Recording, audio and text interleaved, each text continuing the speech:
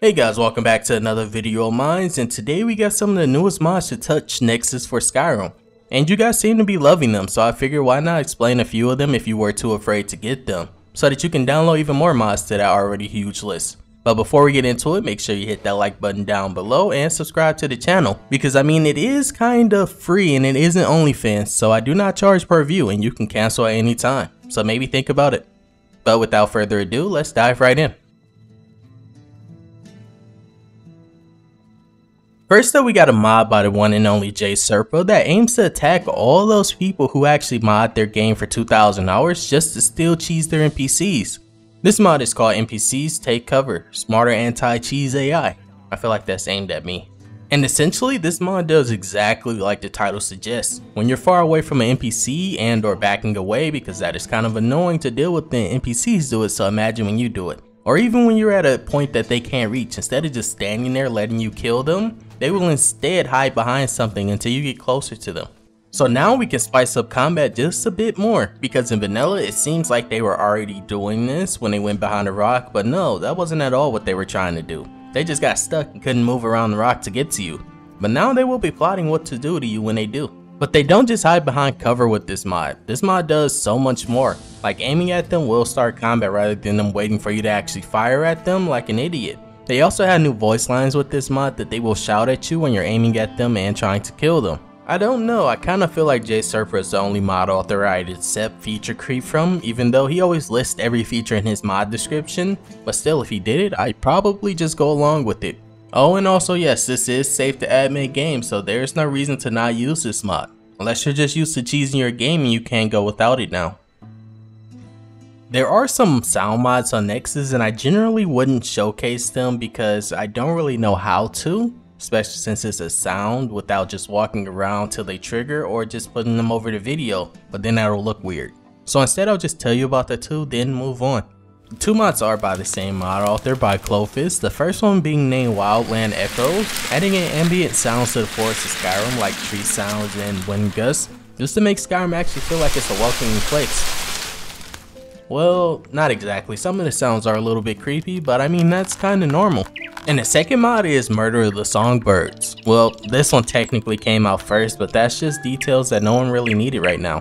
This mod does exactly like the first one, but instead mixing in bird sounds to the mix, so they pair pretty well together.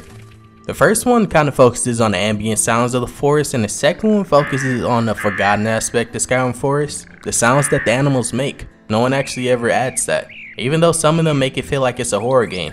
Clovis didn't actually stop there though, there's quite a few more sound mods, but I can't go over every single one. Instead, I advise to just check out their mod page. Pretty great mod author.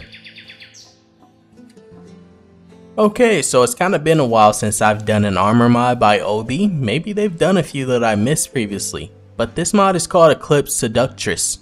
This mod adds in a very skimpy but safe for work outfit. Had to add that detail, and if that isn't your niche, I give you permission to skip now. This mod is kind of modular. No, it definitely is, but every piece matters if you want to avoid that borderline rated M rating that will be added to your game as soon as you start using this. The only thing though is that I kind of like this. It kind of reminds me of something I'd see in an anime MMO, which I haven't been seeing much of because it kind of sucked now. But it's too bad I'm not currently using 3BA like I normally would, but I kind of slimmed down on my list. This outfit is craftable for those wondering, because I know that's probably the last piece of information you needed before you hit that download button, so you're welcome. Okay, so this one I'm going to be completely honest about. I have no idea where the idea came from to make this, but it kinda works out. This mod is called Simplicity, a Stalking by Wanking Skeever, another SOS mod. It basically allows you to push a hotkey and just instantly follow whatever NPC you're looking at, without putting in effort yourself. This is perfect for those times when you have to follow an NPC who walks too fast for you but runs too slow for you when you're doing a quest. Now you can just follow them with one hotkey button and save yourself that headache. Only issue with this mod though is that you'll probably still be bored when you're following that NPC. Speaking of following an NPC, I don't think I've ever seen the Headless Horseman in Skyrim. I mean, rarely have I seen it. I've summoned him before, but I've never seen him. But if I ever do, I'll be sure to use this mod to follow him, just to save myself that struggle. And next up is actually another armor mod. Kinda seems like armor mods are making a comeback in 2024. It kinda slowed down a little bit, but I mean it is only February. But this mod is called Dark Witch Armor by Operator Cactus. This armor comes with 4 pieces at base and is classified as a light armor, so you will be a glass cannon. But I mean that's pretty normal in Skyrim, especially on Legendary. But at least your inventory won't be full of 40 pieces of mod added armor. And that's generally what happens if you use the add item menu route, because I always just add everything straight to my inventory. I don't actually open it and then look at things. But luckily this armor can be crafted at Forge once you get the advanced smithing perk. But there is versions of this armor that you can find in stores like general good or armor stores if you don't want to actually put perks into forging or enchanting, because they can also be found enchanted inside of the stores as well. But they will be kinda super rare to find or stupidly expensive, so you won't be able to get it anyway. But I mean, it's the thought that counts here, because the armor does look amazing. Okay, so this is another armor mod, but I promise this will be the last one. At least for this video. I'll save the rest for later. They all just came kinda flooding out towards the end of February. But this armor is called Armor Hircine by Chakra.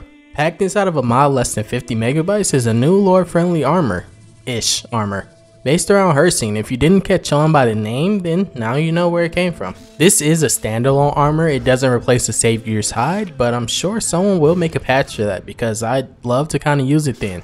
But some details about this armor is it is based on vanilla ebony armor, so it will be very overpowered. So maybe don't replace it, maybe just mesh wise, but not the armor completely, because otherwise I will shamelessly abuse that. But also as a side note, this does mean you can also craft this armor later on in the game when you get the ebony smithing perk, which kind of makes sense. Considering this mod just came out, there isn't an HDT version yet, which means no physics, but I'm not too sure what will happen to this with physics. But it might be fun to actually witness. It seems like the type of HDT level Dent or Fuse would have in their armors. Honestly, this next mod is a pretty simple one, but definitely one everyone should at least try or have in their mod list already. This mod is called Snowy Ships for Snowy Regions. And all in all, this mod makes it so that boats in areas like Windhelm or Dawnstar are covered in snow, along with the items on them like the barrels. And the way that it does this is with base object swappers, so it kind of saves you the headache and knowing that it's going to have incompatibilities. I feel like people kind of underestimate the power of base object swapper, but it kind of definitely, along with a few other mods of course, saved the modding community. But like I said, I was going to keep this one kind of simple. It'd be kind of hard for me to make a 2-minute showcase of snow being on ships. Well, I definitely could knowing I've done this for a while, but I'm not going to do that. Just going to download this mod. This next mod is massive. It's actually 1 GB, and the reason for that is because this is a massive dungeon and quest mod combined into one, called The Legend of the Vae. This quest starts once you have been summoned by the Greybeard, so technically after your first dragon fight. But for the love of everything that you hold dear and love, do not start this quest until you are overpowered one-shotting everything else, because the NPCs in this are very strong. It made me regret my life choices. But to begin it, we just had to find the journal in Markarth Museum, which shouldn't be too hard since I'm showing you it in the video.